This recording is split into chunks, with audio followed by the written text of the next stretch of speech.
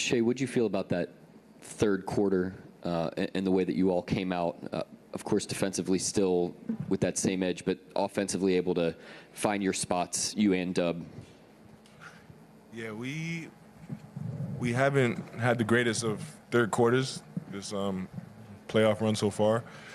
We want to make that emphasis, like come out of halftime with a punch, with a little jolt, with some energy, and not ease into it. And we'd be better off towards the end of the game.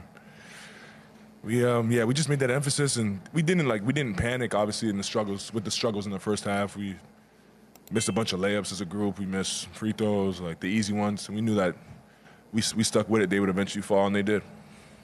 Shai, you've played a handful of series now as a first option.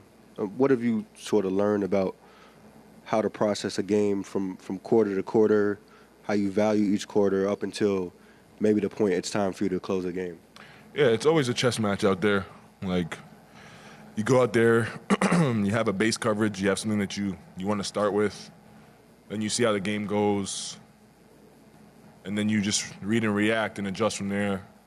They make a move, you make a move. Like, it's back and forth, and it's going to be like that throughout the series. They're a really good team. They'll make adjustments. They'll get better for sure. We have to continue to get better as well. As far as the back and forth, it seemed like early you were trying to set that line of like what sort of physicality could go, what couldn't, and the shots you would take with that. What sort of changed from half to half as far as the calls you felt like you got and what you wanted to shoot? I don't know. I'm not too sure what you mean by that. I was just out there being aggressive, trying to get to my spots. Obviously, it wasn't falling like it usually does and like I would like it to, but it's part of the game. Nothing really changed in my mindset. I just try to continue to be aggressive, continue to trust my work, and it worked out for me in the second half. Yeah, Shai, Mark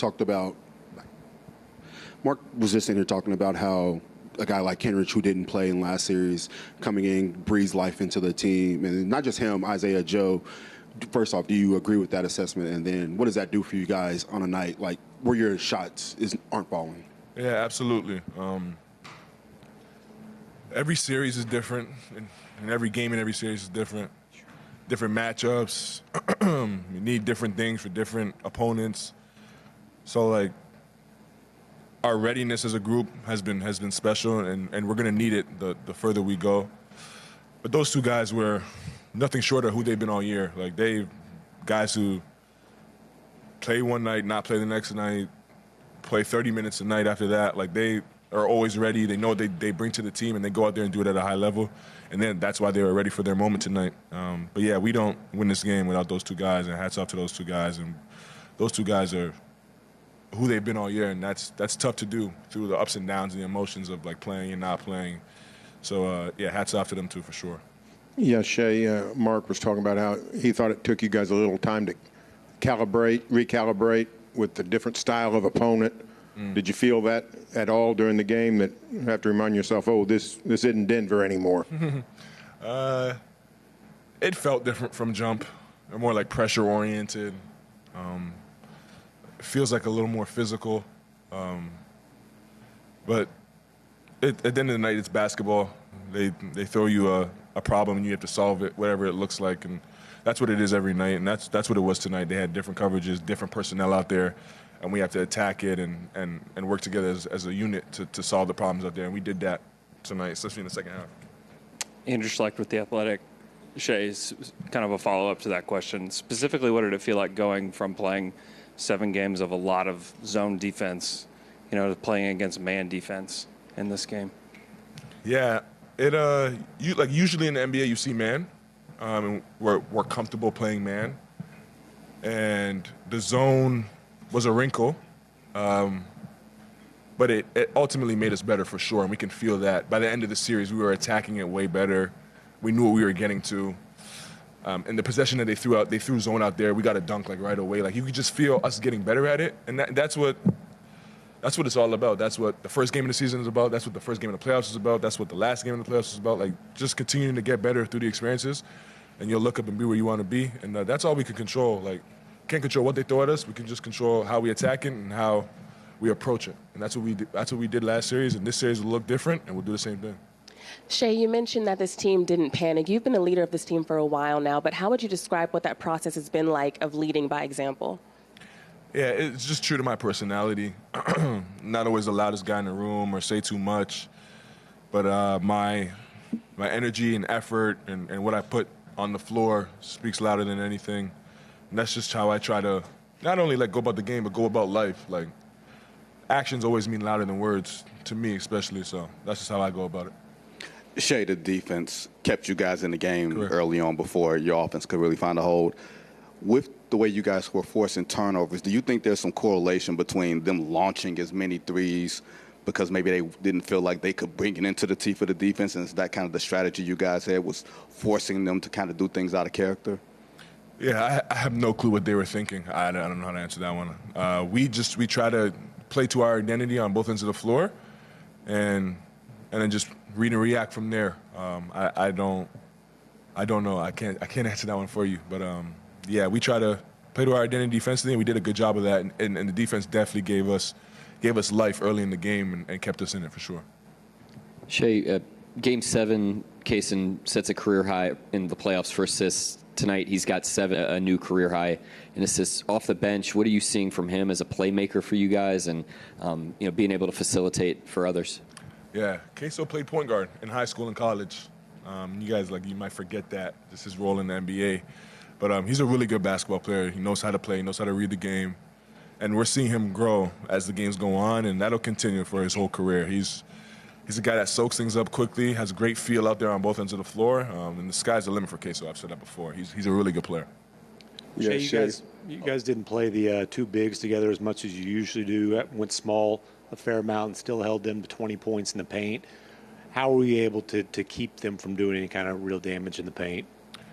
Yeah, Chet Holmgren, first and foremost. Really good rim protector. Hardenstein as well. But something that coach has done all year is just mix up lineups throughout the season. And I think it has us ready and prepared for moments like tonight, where the matchups are different than they were the past 7 games, and we're going to need a different lineup to adjust. And for us, it was seamless because we've done it all year, and that's something that he preaches. He doesn't want us to get too set in stone in our lineup because of nights like tonight and matchups like we've seen recently. And I think that's just part of our DNA now. Yeah, Shai. Anthony Edwards shot, I think, 5 of 12 through 3 quarters. He only shot 13 times tonight, 0-1 in the fourth quarter, did not score. From your perspective, was it just him just not being as aggressive in the fourth, or was it something that you guys were intentionally doing to stop him? I don't know. I'm not too sure. Good player, though. He'll play better than he played tonight. It's a long series. We just got to be ready for whatever. Shai, you guys took 21 threes tonight. That's the fewest you've taken all season by 6. What are some of the things that led to that? Just us playing basketball. I don't think we ever focus on what type of shots. As long as they're good ones, we try to let them rip. And I guess the threes, that we had less good threes tonight. But I don't know how to answer the question. We just go out there and play to our strengths, and whatever the night looks like, it looks like. How big did you think Chet was to open that fourth quarter? And then what is kind of your bigger picture view on his season and how he's kind of had to, I guess, reintegrate back to a moving ship? Yeah. Chet was great. When he's his best version of himself, we're the best version of ourselves as a unit. It's no surprise. He affects the game at such a high level. From the moment he was on this basketball team, our win column went up, and it's no surprise. He affects the game every night, every possession at an extremely high level. And I think it's gone under the radar a little bit how hard it is to be a guy and then sit out for a couple months and have to integrate yourself into a team has the best record in the NBA and not step on nobody's toes, but also still be yourself. That's a super hard position to be in, and the way he's handled that has been special. And I don't know if he gets enough credit for that. He's a special person and a special talent, and he's the reason why we are what we are today.